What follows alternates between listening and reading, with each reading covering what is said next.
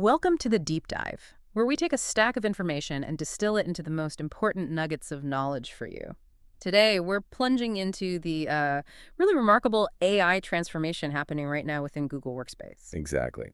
Our mission today is basically to equip you, our listener, with a clear picture of how Google's next-gen AI, mainly Gemini, their big language model, Mhm. and also this powerful new thing called video power, how they're being woven into the tools you probably use every single day. Right. We'll look at what they can really do, how best to use them, get the most out of them, and why they actually matter for making you more effective, not just like saving a few minutes here and there. And we're pulling from quite a few sources here, detailed briefings, insights straight from people working on this stuff to give you that full picture.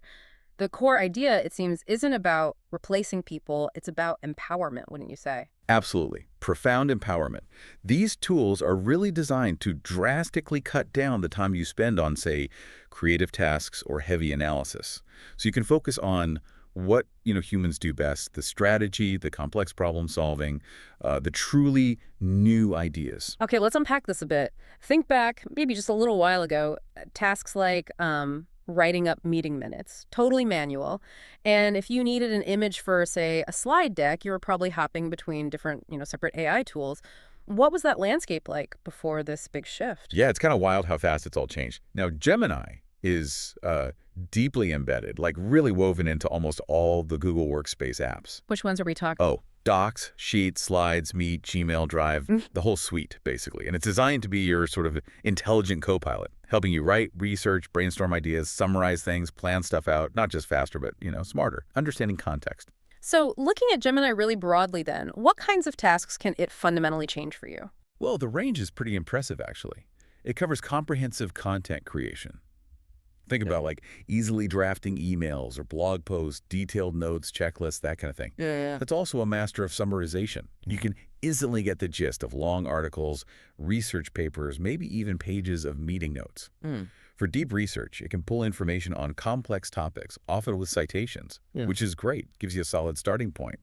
And for those times you're just staring at a blank page, it's an amazing brainstorming partner, generating ideas, plans, guides. It even helps with organization, creating lists, tables, timelines. Okay, so that's Gemini handling a lot of the text and data side. Right. But you mentioned another big player, Video Power, or Google VAI Generator. What's its specific role, its superpower in this new setup? Right. Video power. This is a potential game changer for anyone who deals with video or wants to create video content without being an expert.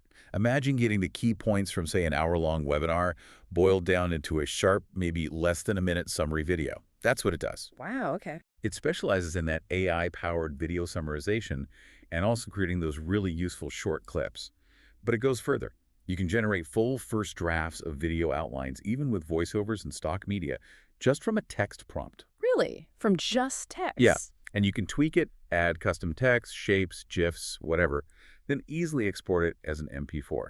It's really about sort of democratizing video creation, making it accessible. And even Google Drive itself, which we might just think of as storage, has been getting smarter too, hasn't it? Absolutely. Drive's got much better search now. Makes finding things easier, even if you have tons of files. They've also made migrating from other platforms like SharePoint a bit simpler. And you get new insights for videos stored right there. Looking ahead, the plan is for Gemini to help manage files within Drive, like rearranging things, renaming files based on what's in them. Your own digital archivist almost. Okay, this is where it gets really practical for daily users, I think. We've talked about the broad strokes, but how does Gemini actually tailor its power inside each specific Google app? The ones you use day in, day out. That's a great point, because the integration is the magic, really. Let's break it down. Google Docs. It's not just about drafting anymore. Gemini in Docs means you can generate images right from your text. Helps visualize things without leaving the doc. Oh, neat. Yeah, and it helps with creating content, refining it, drafting emails, improving clarity, rephrasing, summarizing chunks of text, even gives real-time feedback. And crucially, if you give it permission, it can look into your Google Drive. Reference files, pull data, provide context, makes your documents way smarter. Okay, and Sheets. Data analysis can be intimidating for some. Right, and this is where it gets really intuitive. Gemini in Sheets lets you create tables, even complex formulas, just using plain English. No more weird syntax. Exactly. It analyzes your data to quickly spot trends, relationships, insights you might miss. You can generate stats, graphs, visualizations super easily. It can even pull info from Drive files or Gmail to summarize within your sheet. For anyone needing to make sense of data quickly, it handles things like conditional formatting, pivot tables, dropdowns, sorting.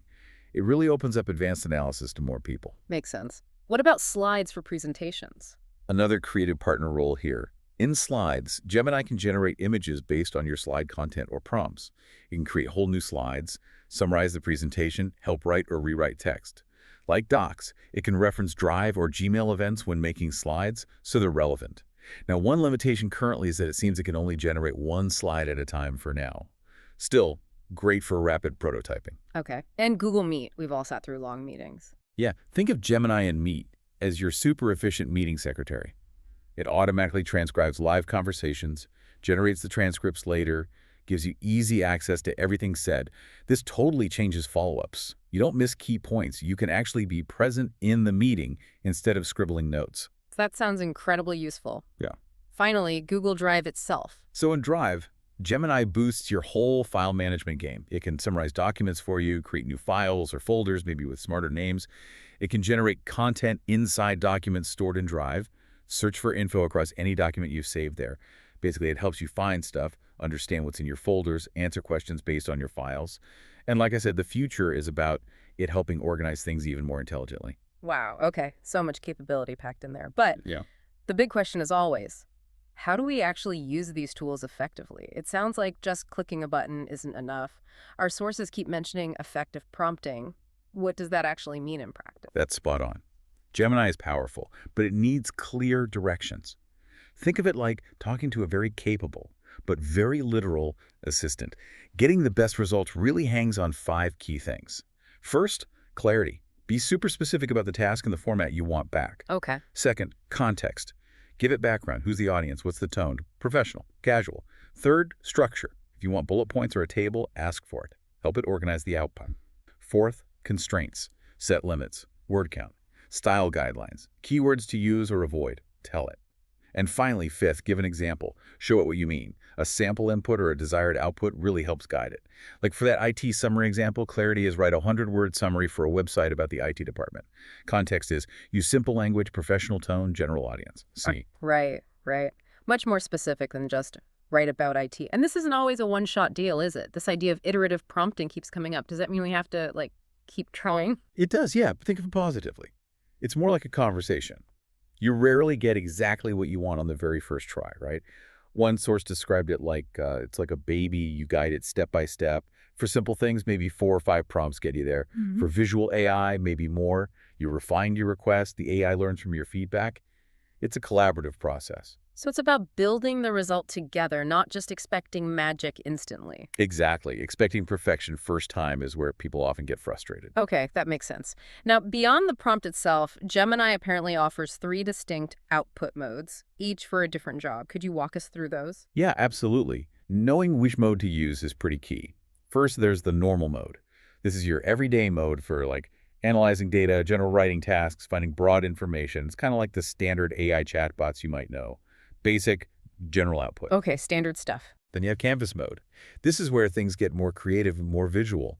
It's designed for planning campaigns, making creative images, and generating richer content like HTML-type content with graphics and interactive elements. Interactive elements, like what? Think infographics, maybe a quick mock-up of a web page section, interactive bits you could embed in a presentation or a website. It generates the code. Mm-hmm. Super useful for creating quick interactive samples without needing to be a designer or coder. Interesting. And the third mode? That's deep research mode. This one's tailored for the serious stuff, in-depth market analysis, competitor research, deep dives into complex topics. The absolute key difference here, and why it's so valuable professionally, is that it provides comprehensive results with citations and sources. Ah, citations. Crucial. Crucial. As one source put it, every content that you come up with, you need a citation. Where this general content was found and the sources. Deep research mode gives you that confidence for reports, proposals, academic work. Got it. Normal for general, Canvas for creative interactive, deep research for sourced analysis. Okay, as we start to wrap up this deep dive, let's zoom out a bit. What are the main best practices, the kind of overarching philosophy for using AI in Workspace? Well, iterative prompting, like we hammered home, is still vital. keep refining. And it's worth mentioning again how much easier image generation is now, not needing separate tools. That's a big workflow win. Oh, and remember, while AI is fast, the actual speed still depends on, your computer, your internet connection. Basic stuff, but worth noting.